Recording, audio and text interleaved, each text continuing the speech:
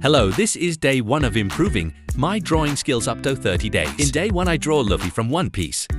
Most of you have watched this anime, isn't it? To draw Luffy I need a good reference, so I download from Pinterest. Now I will draw same to same from reference. Now I will start to draw, which is pretty fun to me. So guys, enjoy the process of drawing and you can draw step by step like me.